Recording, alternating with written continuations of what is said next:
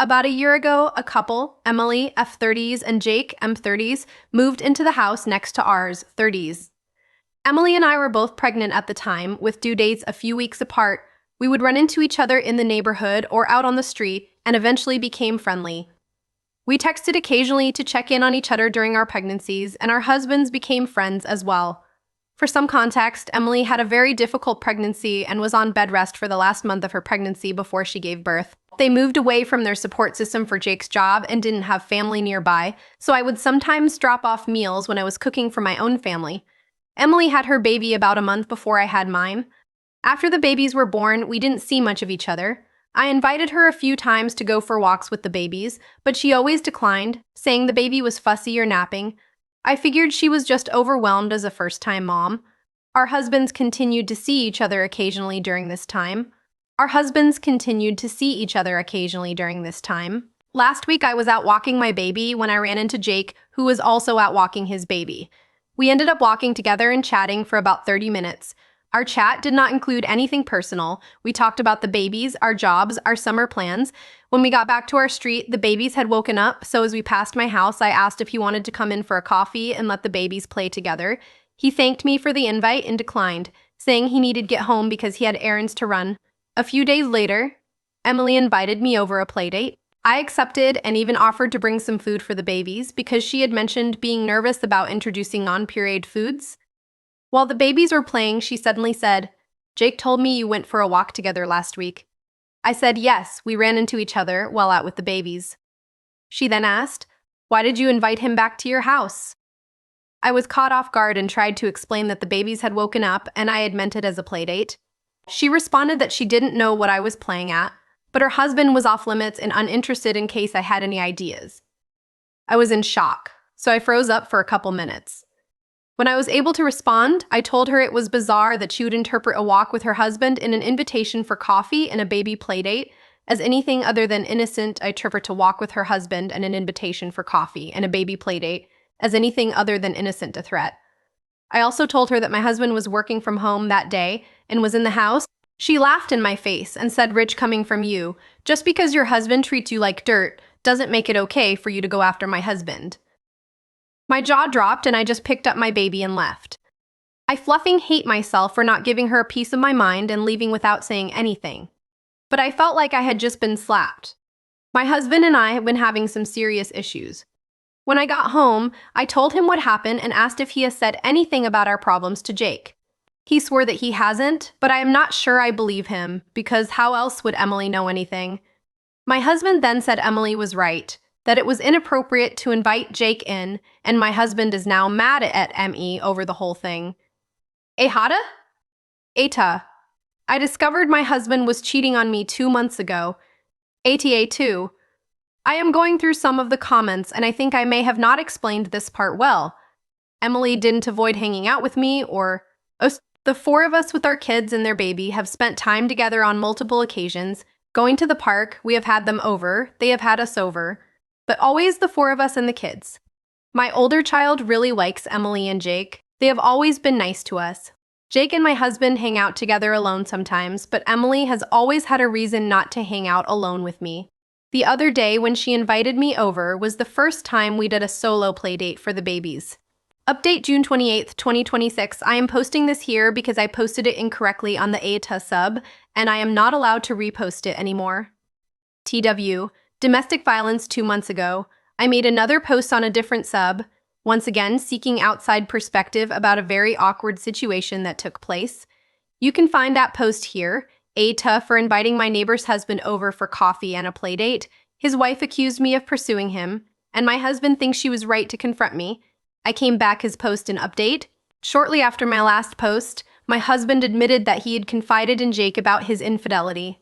He said he felt guilty and remorseful and wanted to talk it out with a friend. He claimed he didn't realize Jake would tell Emily and that she would throw our marriage struggles in my face the way she did.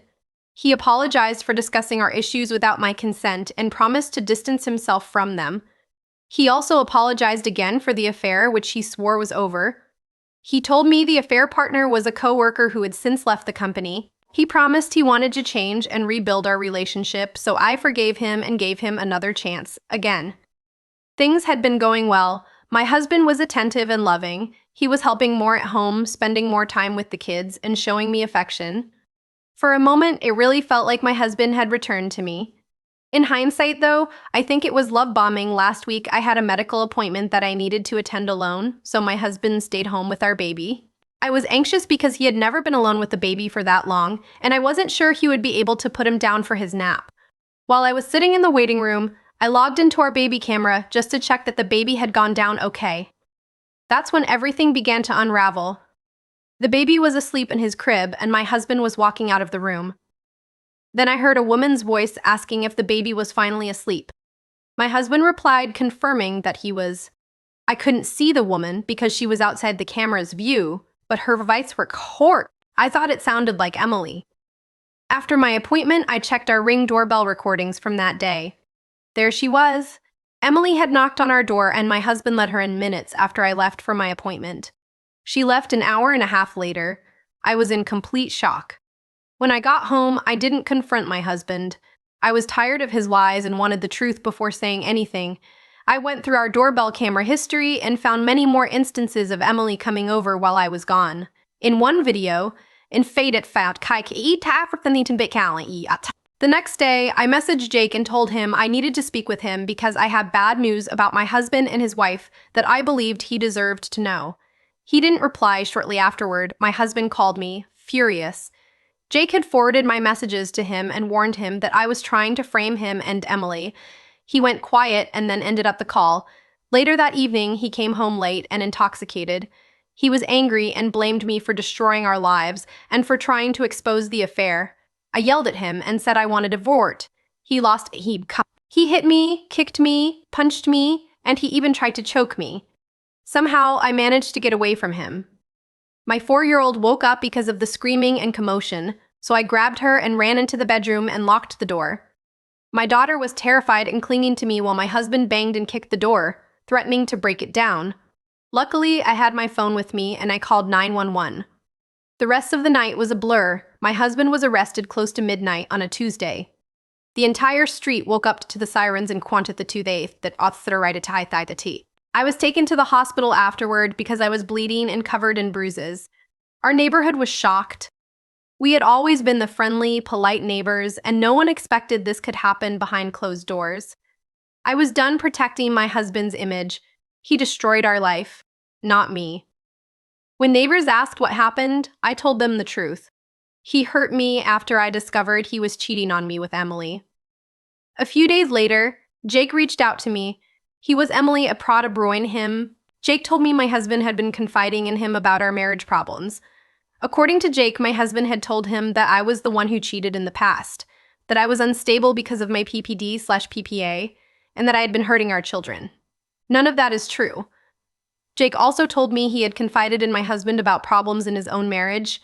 Looking back, it seems my husband used those vulnerabilities and the information Jake shared with him to get closer to Emily. After everything happened, I finally called my family and told them the truth. They knew I had been struggling and distant, but they thought it was because of the PPD. They had no idea how much I had actually been carrying alone. I told them about the affair, the threats, the manipulation, and how scared and exhausted I had become. They are in my corner and they are trying to help me figure out my next steps. I feel like a weight has been lifted off me, and for the first time in a long time, I don't feel alone. Relevant comments Lance Wayne 2024. I hope Emily loses her marriage. Oop. I don't know what Jake's plans are, but after he sent me that text, I sent him the images I had saved of Emily coming to my house at odd times and the video of them kissing. He has all the information now to make an informed decision. At the very least, I am sure Emily is having a really hard time because she hasn't shown her face around the neighborhood since last Wednesday. Master Ungscramming. Whatever Emily can go to hell can she hasn't shown her face when the make malice mathathe spara. The sheer audacity of the guy to reach out to you in any other way than on his knees in shame. Oop, my husband successfully manipulated both me and Jake, maybe even Emily. Who knows? Jake seemed very remorseful and apologetic in the text. He blamed himself for what happened. And yeah, if he hadn't forwarded my message, this may not have happened. But like I told Jake, My husband made the choice to physically assault me, and no one is to blame for that. But my husband, Meadow Mumpins, I'm so glad you are safe. Do you ever have a recept? At best, I think he would get supervised visits. Oh, I do, especially because he is out on bail. Moon Butterfly 1111. I never understand why people would bail out people like him. Oh, his very wealthy parents bailed him out because he is their golden boy who can do no wrong. This is a post sub. I am not the oop do not can't tact the oops Corman on linked posts. Remember, Rule 7 submitter tag D, Claterpillar 77. Link. Drop your bodes, remember, Tarksments, Remen Tank.